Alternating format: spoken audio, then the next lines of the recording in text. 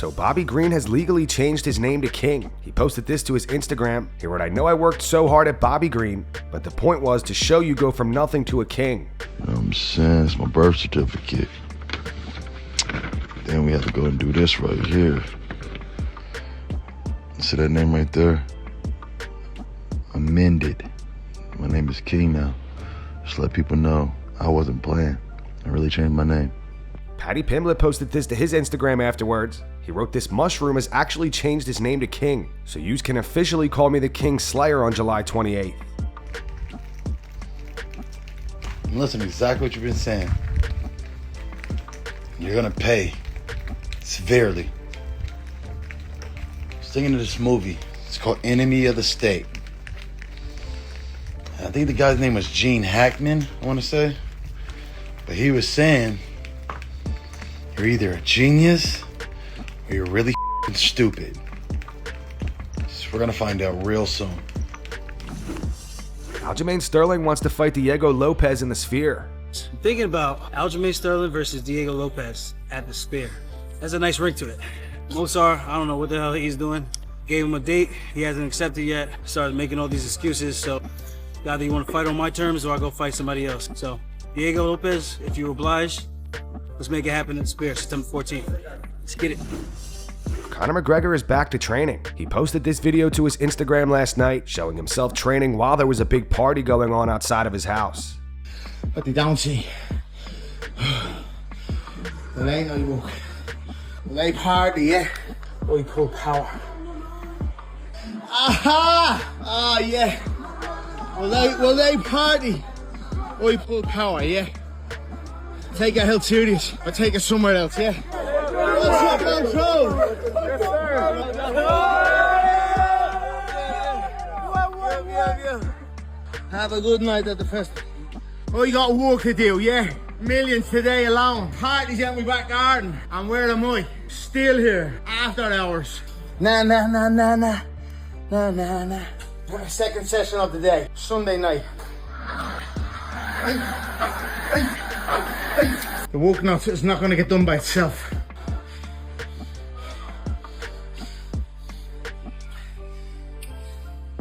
Yes. Happy Sunday.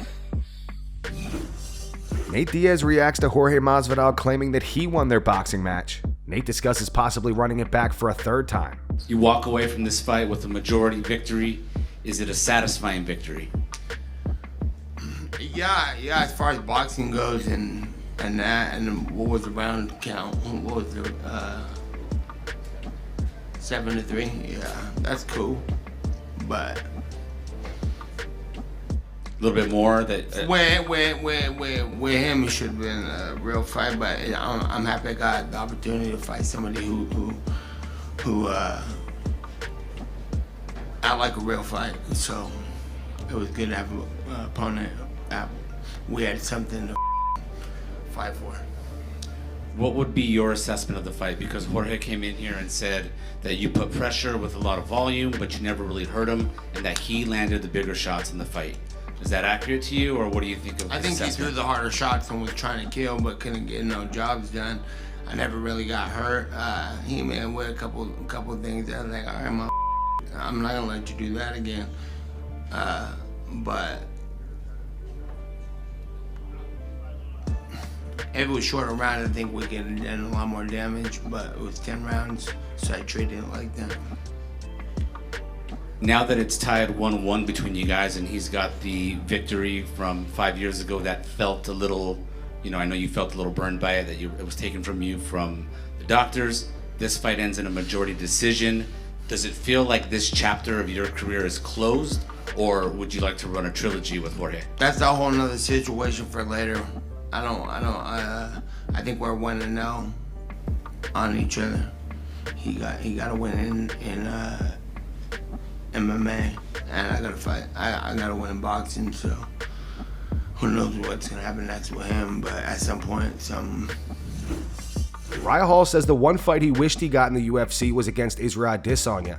Is there a fight that you wish you got that you never got in the UFC? Besides Luke. Honestly, it would have probably been Adesanya. I really wanted to fight him. Nothing bad. I don't hate him. I think he's great. If you guys watch Dragon Ball Z and you know Goku the character, that's how I think. If I see someone that poses a challenge or potentially beat me, I'm excited about that because to me that says growth. It's not an ego thing. It's like, how do I get better? What's my weakness? How do I improve? And the beauty behind that is a lot of people look at the winner or the loser. What happened to the art? Did we even see the art? Did we focus on that for a second? The world's changing, man. And going back to why I step away, I had that principle and that dignity. I didn't want to lose myself. Yeah, it's money, but it's not me. I just didn't want to sell myself out. And I think that's so important to own who you are and not put it on sale. Joe Rogan doesn't think referees should stand fighters up ever, even if it's boring to the audience. On the Joe Rogan Experience, he went on to say, I don't think you should stand people up ever. I think once a guy takes you down, the fight is on the ground. If it's boring for the audience, tough The last man to defeat Alex Pereira in kickboxing called him out today. His name is Artem Vakhitov. The two first fought in January of 2021. Alex defeated him via split decision. They fought again later that year in September, and Artem won via majority decision. Artem says that Alex is not the best striker, and he'd like to fight him in the UFC to prove that. Speaking to MMAfighting.com, he went on to say, MMA was always interesting for me anyway, but obviously I'm very motivated by the prospect of getting that trilogy match with Pereira. He's a superstar now, and I am happy for him. But when I hear people saying he's the best striker in the world, well, I think it's time for MMA fans to learn about me and my team, put it that way. His biggest weakness is that he is all attack. He has no defense. Because of his lack of defense, he is open to taking a lot of punches to the head if he's faced a skilled striker. You saw that in his second fight with Adesanya. He got caught because he leaves a lot of openings for people who know what they're doing. These other guys haven't done well against Alex because their striking isn't at a high enough level. They aren't confident against him, and they think he's unbeatable. So in their heart, they're already defeated before the fight starts. But I have beaten him before in a pure striking competition, and I'm sure I'll do it again if we can get our trilogy match in the UFC. It needed a striker as good as me, but also a team as good as mine. People who can really analyze top-level strikers and find their weak points and the way to beat them. But I cannot say that I have some secret to beating Alex. If I have any secret, it's the team at Kuzbaz Muay Thai under our head coach Vitaly Miller. He is by far one of the best striking coaches in the world. He analyzes all opponents to the smallest detail, so I am very well prepared to face them when I step in there. We are 1-1 against each other, so the next fight will be the trilogy fight, and I think that will be a big fight for fans all over the world. We are both top-level strikers. We are throwing punches, knees, and kicks constantly. Watch our 2 fights in Glory Kickboxing, and then imagine we are in the UFC octagon with small gloves on, and I'll be very confident for that fight. Alex will be completely analyzed by Vitaly Miller and the Kuzbaz team. We will have all his mistakes identified, and I will be fully prepared to take advantage when I step in there. Alex and I know each other well. His team and my team are in good relations, and we message each other sometimes. So I'm always wishing victory for him when he fights. But when it's my turn to share the octagon with him, it will be time to demonstrate finally who is the best striker. All questions will be answered on that day. So guys, allow me to introduce you guys to who's training with the Triple C next. I train the best in the world, but guess what? Now I got the 6-time Glory World Champ, the last guy to defeat Alex Pereira, and we have a message for you. Shama! We coming.